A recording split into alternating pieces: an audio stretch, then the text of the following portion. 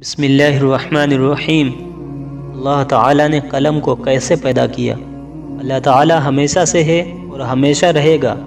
ہر چیز کو اللہ تعالیٰ ہی نے پیدا کیا اور ایک دن اسی کے حکم سے ساری کائنات ختم ہو جائے گی۔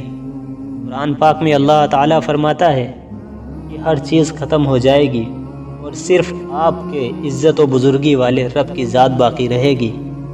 حضرت عبادہ بن صامت رضی اللہ تعالی عنہ بیان کرتے ہیں کہ رسول اللہ صلی اللہ علیہ وسلم نے فرمایا، اس دنیا کی تمام چیزوں میں سب سے پہلے اللہ تعالی نے قلم کو پیدا فرمایا اور اسے لکھنے کا حکم دیا۔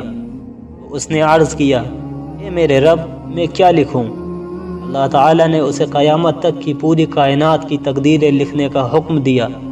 پھر اس نے اس وقت سے قیامت تک ہونے والی تمام چیزوں کو لکھ دیا۔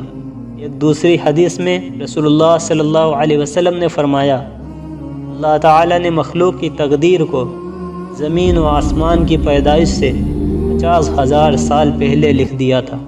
اس وقت سے قیامت تک دنیا میں جو کچھ ہوتا ہے یا ہوگا، قلم ان چیزوں کو بحکم خداوندی پہلے ہی لکھ چکا ہے۔